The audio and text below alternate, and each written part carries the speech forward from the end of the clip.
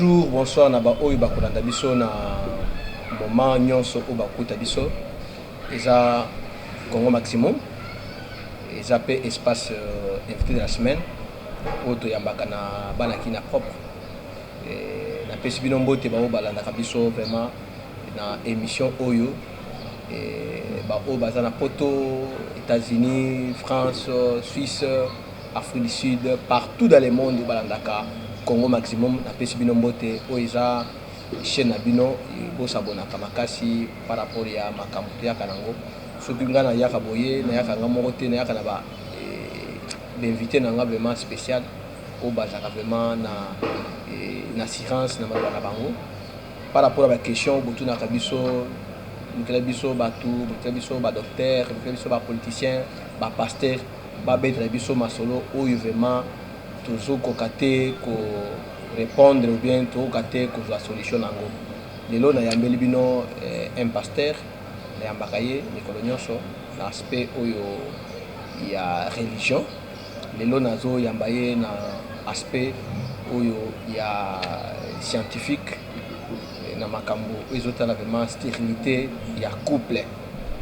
po bino botuni ba mitune belo ekeno pourquoi tozokene ba hôpitaux tozokene na ba église to trouver ka solution te solution eyaka ndenini sécurité eyaka ndenini mais tokoyambaye po totuna mituna pourquoi sécurité na kati ya couple pourquoi sécurité na kati ya bana nzambe oyo ezozwa solution te. Bonjour Nzambe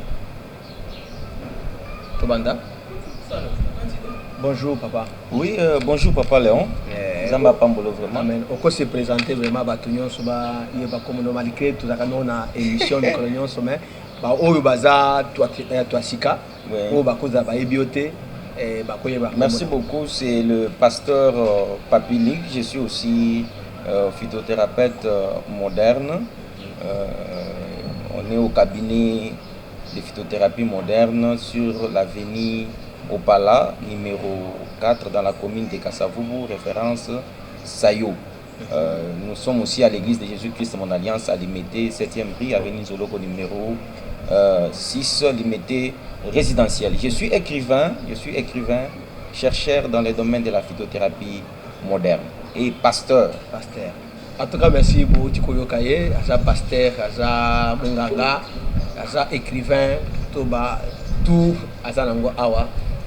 Bo s'abonner makasi na chaîne na bino et puis bo tuna bituna na makambo oyo biso tokoloba awa ceux qui omoni ke yoki yango bien te boko benga ye ako expliquer vraiment à long et à large par rapport à émission et puis par rapport à éléments où tu as besoin to loba awa et l'homme de Dieu pasteur le batuninga mituna balobi ke pourquoi stérilité na domaine nyonso bazoki na l'église bazoki na ba hôpitaux ba retrouver que stérilité alors que mutuna na ngai eza boye stérilité définition na ngai ezana. Bon, je voulais d'abord expliquer na ba to comprendre que la stérilité du couple c'est l'incapacité ou l'impossibilité d'un couple de procréer, c'est-à-dire incapacité ya mwasi na mobali pona kobolta après avoir fait au moins 2 ans de mariage. Ce qui va balani basani mbula mi balé moi nazo yate batu ya bongo tozo benga bango ke baza ba stérile. Ce n'est pas que mutu asali une année 6 mois a komi koloba ke naza stérile. Non, il faut prendre le temps, 2 ans. Ce mutu asali 2 ans et que moi nazo yate batu ya bongo tozo benga bango ba stérile. Et il y a des sortes de stérilité. Pour comprendre, très bien. Il y a des sortes de stérilité.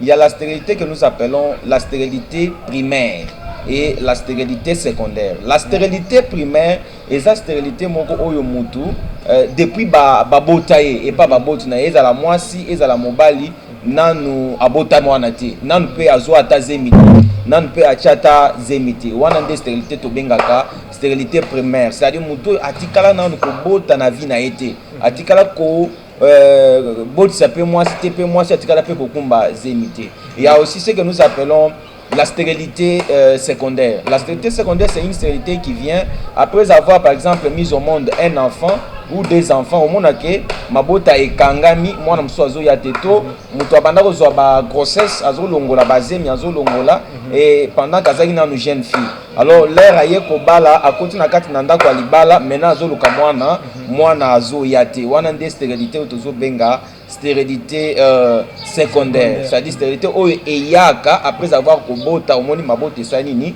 etelemi c'est un peu ça pour bande ko ba comprendre stérilité ninko bani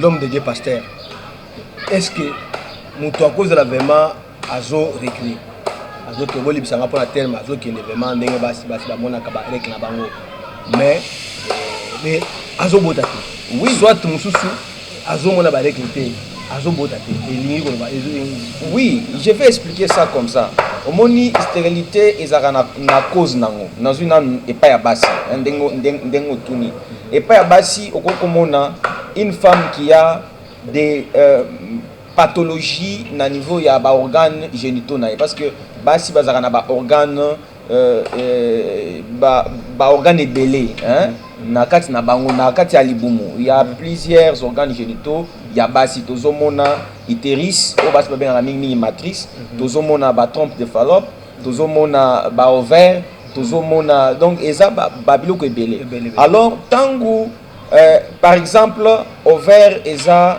attaqué ovaire ezu maladie par exemple ezu ba kyste donc ba kyste wana ekei kotondisa ovaire wana par exemple mona mwasi asali échographie balobi ovaire polykystique to ba kyste ovarien du genre organique ou bien fonctionnel et ko perturber que monde que mwasi azo mona ba règle na est normal mais azo ovulate ovulation exacte parce que na kati na maki wana ya ovule ezaka formé na kati ya ovaire alors à partir ya 11e jour des corps jaunes et se déclataka donc ezobima de façon que celui mobali a déposé semence moko ya bien liquide spermatique autozo benga spermatozoïde ya bien a capté kuna nde mwasi azuize mais alors ceux qui kuna déjà problème eza moyen mwasi azuize mais malgré azomona ba règle ezate okomona par exemple na kati ya utérus na matrice il y a plusieurs myomes et puis ba myome wana ezo empêcher parce que na matrice rôle nango ezaka pona kozwa mwana. Alors, ceux qui m'ont dit longtemps, généralement, selon les scientifiques, à l'âge de 18 ans, ceux qui bassin à moi, s'ils ont déjà développé, il faut que la femme commence à mettre au monde. Alors aujourd'hui, avec la modernité, la femme doit aussi étudier tout ça. À 25 ans, une femme déjà peut commencer à mettre au monde. Parce qu'à partir de 36 ans, chance Yakobota est diminuée. À partir il y a 36 ans, chance Yakobota est diminuée. Et pas il y a moi aussi. Alors ce qu'on dit que moi ça dit longtemps azo botate au moment que na kat na utérus na ye ba masse moko e bandi ko se développer kuna ba masse wana to bengaka ba myome ba fibrome au komona moi ça azo régler normalement mais moi azo mais ça parce que place moi na ko vanda myome e vandi wana au komona par exemple une femme a dit à contracter plusieurs infections, les infections sexuellement transmissibles ou les infections urogénitales. Tout ça, et beleza, chlamydia, klebsiella, staphylocoque aureus. Donc, bajar y a infection, il y a infection, il y a bongo. Au commun que et que yo se micrer et que yo vendre na niveau ya trompe de Fallope et boucher tous les trompes. Trompe commis et bouché parce que ba infection tant que se retrouver dans niveau ya ba trompe et robanda ko sumba kuna ezo sumba kuna tant que ezo sala ba salité kuna nde komaka ke mwasi akoma na trompe bouché komona ke mwasi azo réclé normalement mais moyen azo zemi ezate parce que trompe na déjà eza bouché par ba microbe wana et bouché yango okomona par exemple ceux qui mwasi azo kutana na mobile na ye okomona ke ba liquide spermatique nyonso wana après contact ezobima libanda c'est-à-dire okomona mwasi azo sala ba règle normalement mais soki aza na ba pathologie na niveau ya na ba organe interne na ye ekoko empêcher ye à bota nazokende pe epa ya mibali.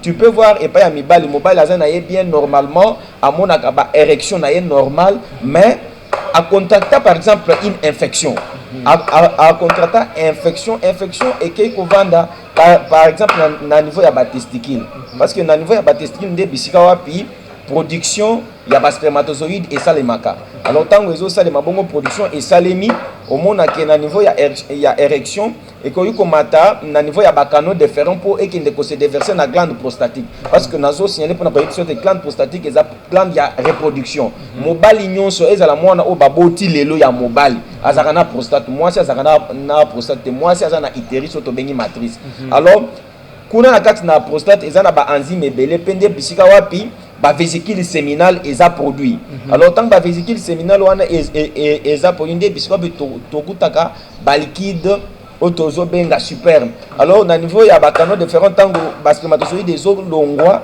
et mati et ko se jeter na glande prostatique et se mélanger na ba liquide wana eza kuna nde esali sperme donc sperme semence ya sperme ya mobali à l'éjaculation donc au mona mobali akoko bimisa mai na ya bien alors ceux qui par exemple infection ezakuna par exemple ozomona orchite épidémique ou bien ba varicocèle et que kotonda kuna ou bien ba hydrocèle ba mai moko anormal et ko sala ke et perturber production ya spermatogenèse komona ke à la place que ba spermatozoïde ezala produit na niveau ya kuna ezosalema lisusu te na kobimisa liquide ya mobali okomona soki bamemi yango na laboratoire bakuti ke mobali wana aza azospermie azospermie c'est-à-dire l'absence de spermatozoïdes dans les spermes to azali oligospermie c'est-à-dire quantité ya ba liquide ya ba spermatozoïde eza moke pe quantité wana eza ou bien asténospermie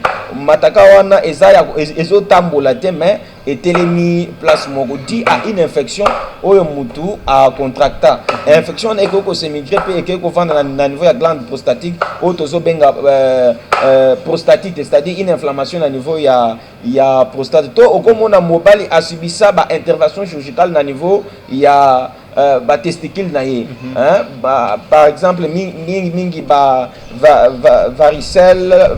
varicocèle hein ba varicocèle ba opéra ye alors opération on a basala mabe ba boucha ba canaux déférents de banzela wapi mataka et matelaka pona ko kende ko se jeter na glande prostatique pour mobali à mon production ezala bien abako sala ba kanga ngo okomona mobali azo développer par exemple une azospermie obstructive c'est-à-dire ba mataka ezokoka ko matate bien donc c'est ça un peu en général donc la stérilité elle est beaucoup plus causée par les infections mingi eza ba microbe nde ekozaka yango et puis ba pathologie oyo ezali ko atteindre ba organes génitaux et pas ya basi ba pathologie wana eko ko atteindre utérus eko ko simba ba trompe eko ko simba ba ovaire donc eza ba pathologie oyo ezali ko simba ba organe interne ya mwasto et pas ya mobali oko mona ba pathologie wana eko ko simba na niveau ya ba testicule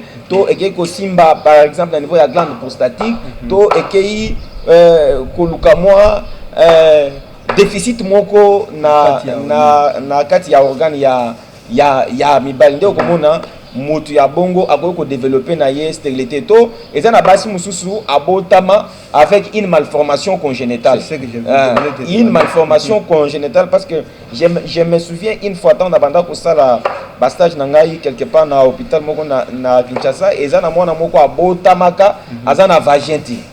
Alors moi na bongo permettez pour le terme aza na organe génital na été alors basaki obligé basa la chirurgie et esthétique pour azala pe le la moto alors mutu ya bongo akoki na ye ko bota te to par exemple ko mona mwana mobali abotami organe na ya mibali ezate asa ou bien moi masubo moko zo bimelaka na likolo ya mutolo awa mutu ya bongo vraiment akoki ko bota te pasteur na uti ko yoka yo vraiment et puis ba téléspectateurs na biso yo landa biso vraiment malembe ndengo zoloba papa uti ko loba awa ke et ça dit il y a les mais ce qui vraiment na mona ka susu mwana mwasi azo sala recruter et puis deuxième question abotama normal asali ba infection te asali ba kindumba te ba makama mais akoli na ye une jeune fille bien là éduquée par na bango mais akomi na libala azo bota te oui olobi moi si azo sala ba règle parce que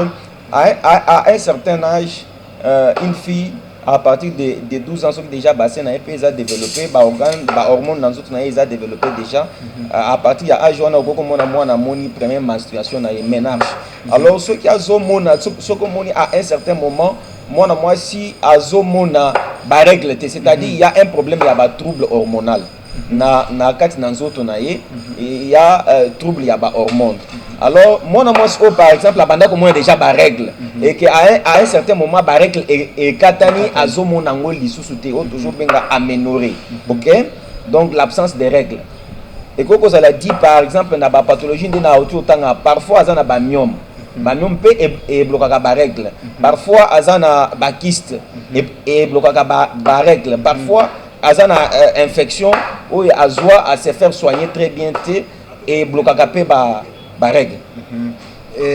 Sous question quand on dit mais à coli azomona la règle azomona tout nyos na ye wana mais à coli nanda kwa libala azobota azamona moko azabien azana makambo nyonso mais azosala makambo azobota une infection on ne peut pas les contracter quand on a kosala mobolute comme on a hygiène corporelle et ça bien té moi si azo entretenir ba dessous na été par exemple nga na yebisaka basi il faut que là tu as sous-vêtement ya coton au moins mi bana basi ba sous-vêtement ya nylon et ça ba porteur ya ba infection comme moi si azo sala par exemple bain intime na ya azo sala ngo malamu té alors quand on fait les bains azo sala bain intime malamu té par exemple bana basi ya lelo balingi kosa la mingi ba détergent ba désinfectant na niveau ya ba organe na bango soit disant que to la saison ndenge zamba que la moi si ça na pH acide donc eza acidité moko et défendaka moi si contre ba agression microbienne o ezo ya libanda alors on a conseillé basi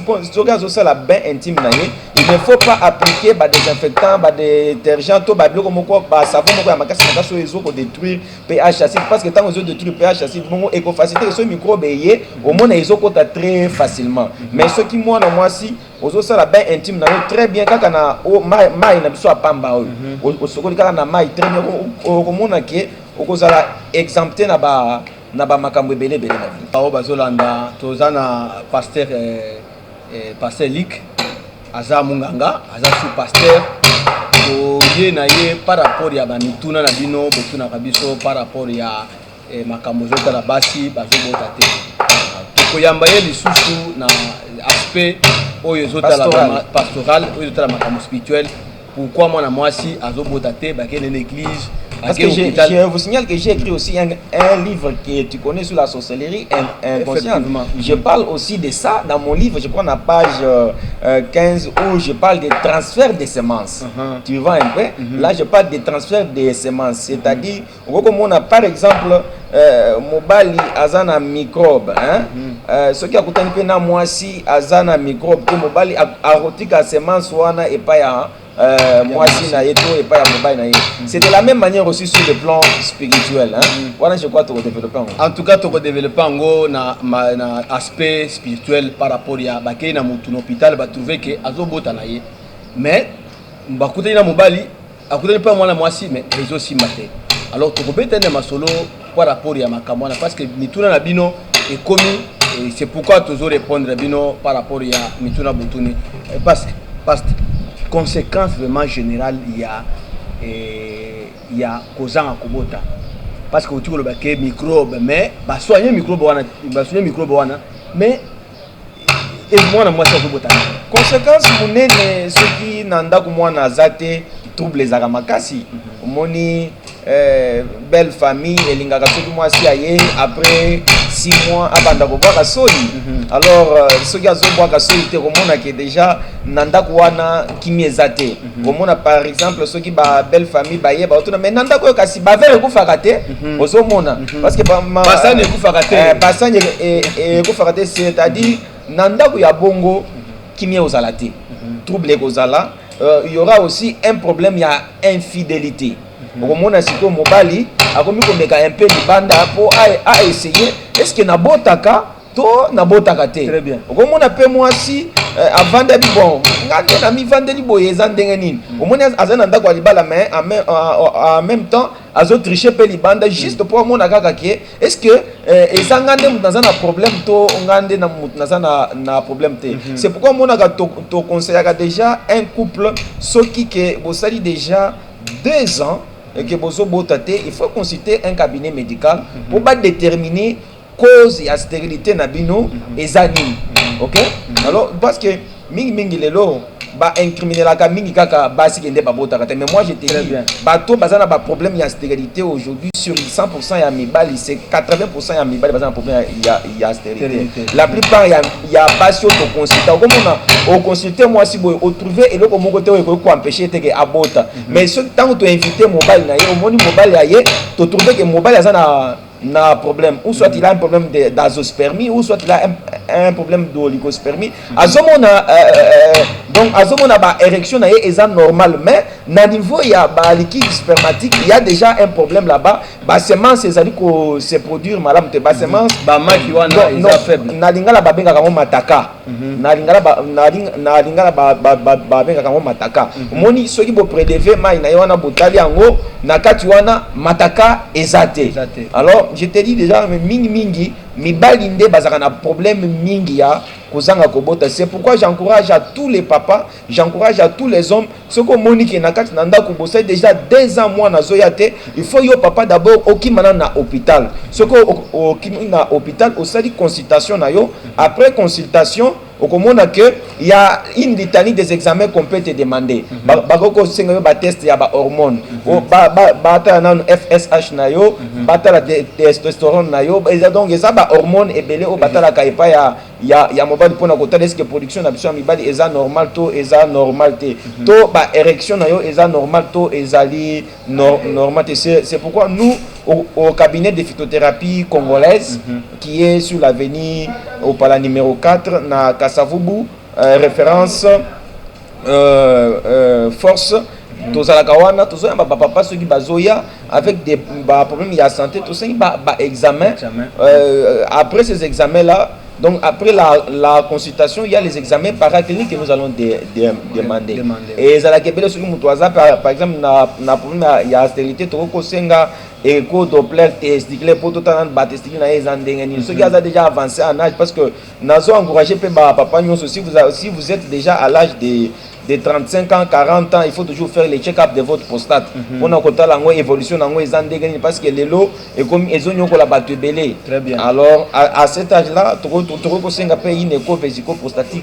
Pour tout un an, nous glande prostatique ils ont se comporter dans peu volume nango eza ndengenine. Tu ne peut plus loin pour na kosenga ba culture ya masuba pour na ko déterminer ko yeba donc SBI examen cytobactériologique urinaire pour na ko la jar nature ya microbe oyo ko zala na masuba na yo wana to ko kende pe plus loin pona ko senga une spermoculture bata la biso na kati na sperme na yo microbe nini oyo elia mataka kuna na kati. C'est ça un peu en général. Il y a plusieurs examens on a détaillé kaka muke pour bandeko ba comprendre, et surtout chez les hommes c'est ko bandi pe comme on na ko suba na yo ozomona ba complication masuba ezo kende su musikate obanda ko suba bien ozomona kosuba na difficulté tozobenga na médecine d'usurie to une jette faible des urines. Donc il faut toujours faire attention ce que moi na ba habitude na yo ba comportement ils ont changé na niveau wana, il faut toujours comme on a munganga pour ko éclairer yo pe ko orienter yo. Déjà il y a déjà quelque chose qui ne va pas. C'est pourquoi biso na cabinet phytothérapie congolaise na au numéro 4 Kasavubu force tozo yamba batu pona ko orienter bango na sens wana. En tout cas pasteur sikoyo est-ce que stérilité est-ce que ceux qui nous ont suivi vraiment ici abika bien? Oui, c'est ça que je vous ai dit ici dans la prise en charge. Nous neti na médecine ya mondele ndenge ba yokolisa biso ceux qui par exemple moi ça na ba mion c'est l'examen au PC ba kisi. Oui, c'est ça que j'ai dit. Mais oui, akobika bien ceux qui moi si azana ba mion par exemple ba opérer ba mion na ye au mona ke akoko bota na ye soki aza na infection basoigner infection na ye okomona ke akoko bota na ye ok okomona par exemple soki mobali aza na infection basoigner yango akoko bota mais nous par exemple na niveau ya médecine ya mundele soki mwasi aza na bamiome conduite à tenir eza une intervention chirurgicale. C'est ça qui est différent avec nous en phytothérapie moderne. En phytothérapie, nous on n'opère pas. Nous administrons les produits sur base de plantes médicinales parce que phyto veut dire plante, thérapie veut dire traitement. C'est-à-dire si une femme a un problème d'infection, tout ça qui s'y a infection ou ils ont qui détruire infection là comment que moi si a commis fertile a commis pe ko bota. So quand na bamiome ba fibrome ba kiss na niveau ya ba ovaire na yeto myome na niveau ya utérus tozo pesa ba kiss oyo ezo kende ko détruire ba myome a komona ndenge azobimisango ezobima et puis à un certain moment 3 mois totindi akende ko luka mwana epa ya mobali et ceux qui par exemple mobali azana trouble ya ba trouble spermatique tout ça peut ça bakis oyo ezali ko sala ke production ya spermatogenèse et ça les ma bien na kat na ba sperme na ye mataka e banda ko botama si c'est une infection si c'est une varicocèle si c'est une hydrocèle ou parce que na médecine mondele une hydrocèle on doit opérer une varicocèle on doit opérer mais nous n'opérons pas on administre les produits à base de plantes médicinales pe au mona ke mai wana e kauki au mona pe ba inflammation ya ba vaisseau ya ba testicule wana pe ezongi nango normal au moni ke mobali azongi normal. Donc la prise en charge chez nous elle est phyto moderne. Bon tu kola nzolo ba vraiment na ndenge moko ya malembe pour comprendre par rapport ya masolo ndenge tout sur awa past mutu soki asali vraiment 10 ans 20 ans azobotate soki opesi bango kisi na bino wana est-ce que mutu akobika? Ce que je vous dis parce que maladie umeli oui na kaya ke maladie umeli 5 ans 6 ans 10 ans et ceux qui ont kisi vraiment akobika na. Nous avons des gens qui ont fait la STT de 20 ans 18 ans mais lelo bazo seka na zakutu na mama moko na éviter ceux qui caméraman na ko zo image ya azaki na bakiste belé vraiment azaki na bakiste après oui azaki na bakiste belé ils ont na téléphone na nga mais aujourd'hui quand je vous dis il a fait son échographie contrôle et le big kiste attend mon côté exaté donc c'est ça musala obiso to so et puis a boti na kobota mais azana mona azobelisa et sengo ya mama ezalaka soki libe na ye azomenisa ngo bébé wana mama nyonso azalaka na esengo wana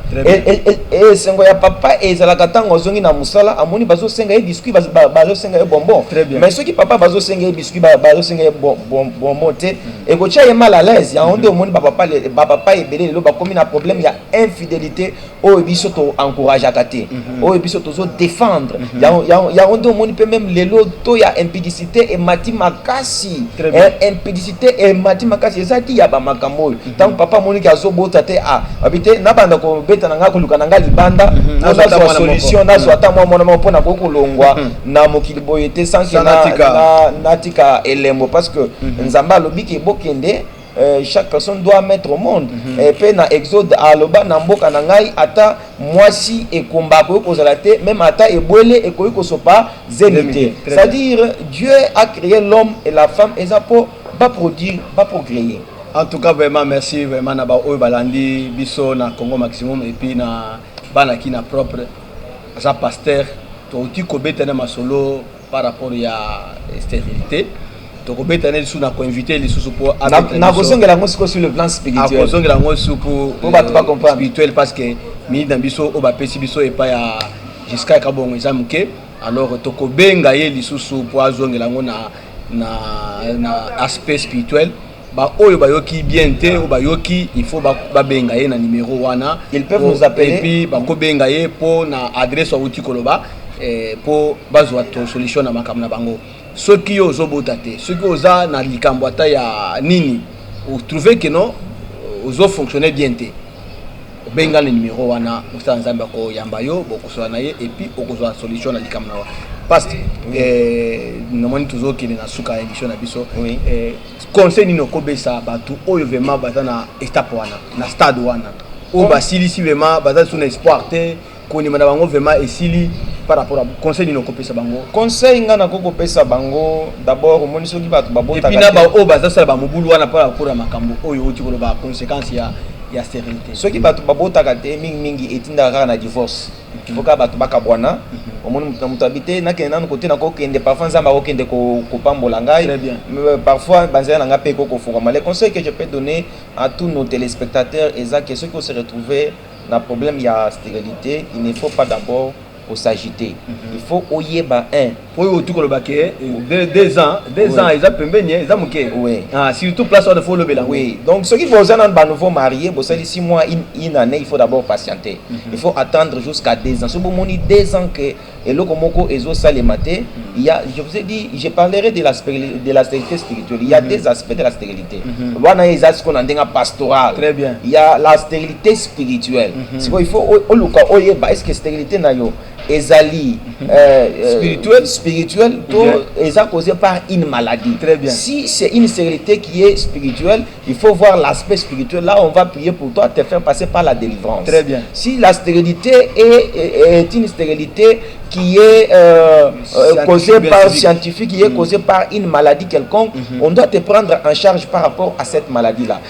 Les conseils que je peux vous donner maintenant là, c'est que il faut que le canal koye ba stérilité na yo ezadi nanine. Ce que oyebi cause nango, ce que oyebi cause, c'est pourquoi biso to lobaka ce que oyebi cause ya maladie oko traiter ngo très bien. Mais ce que oyebi cause ya maladie te moyen o traiter ngo bien ezate robanda ko tâtonner. Alors ce que oyebi cause ya stérilité na yo, à ce moment-là, tu peux venir nous voir au cabinet de phytothérapie congolaise, na avenue Opala numéro 4, na Kasavubu, référence à avenue Forsto. Tu peux nous appeler plus 243 81 027 53 75. Nous sommes là pour nous accompagner d'abord conseil en tant que pasteur. Nous sommes aussi à ce moment que c'est un problème qui demande les traitements. Tout soumettre na traitement. Ne soyez pas vite à vous divorcer. Ne soyez pas vite à être des infidèles. Donc, suivez la procédure de na pesibino yango wana komona ke liba na bino dans peu de temps. Soyez pas olandi traitement, soyez pas nzamba che lobo komona dans peu de temps. Okoko so photocopie na yo pe obandi ko seka ndako esengo ezongi. En tout cas, vraiment merci na ba obalandi émission na biso que les peuples réclament ndenge to ko so na musa nzambe au tiko expliquer vraiment par rapport à difficulté bino bozana bango na ba couple na bino parce que opesa banani mbote ba obazolanda yo. Ah vraiment je salue mon père spirituel, le révérend pasteur Gilles Boyan Tumba. Je l'aime beaucoup hein. Là où il est. En tout cas passe mbote musika. Je salue mon épouse madame Christelle Bibiche Ngandou, avec mes enfants, Ephraim Ngandou, Obed Ngandou et Anaël Ngandou, et tous les enfants de l'église de Jésus-Christ, mon alliance, je les salue. Merci beaucoup. Merci Naba Obalandi, émission Nabiso, Gaï na pesi batu nyonso obalingakanga. Bana Londres, bana Poto, partout, boba ibingan, boza ebele, moyena tanga bino ezate ba o nyonso ba ibi Congo maximum. O batala rapé vidéo, ba projet rapé vidéo, zaba pa bino, ngana bino vraiment à la prochaine. Bye.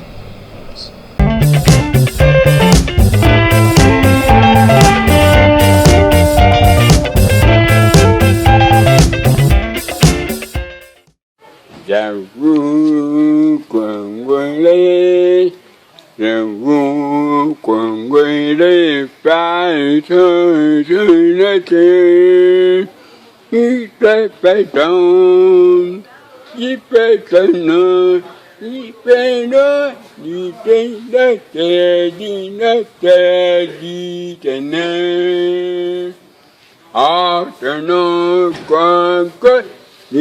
ni quoi ni pète ni tenate ni pète ni tena ni pète ni tena ni pète après ton don ni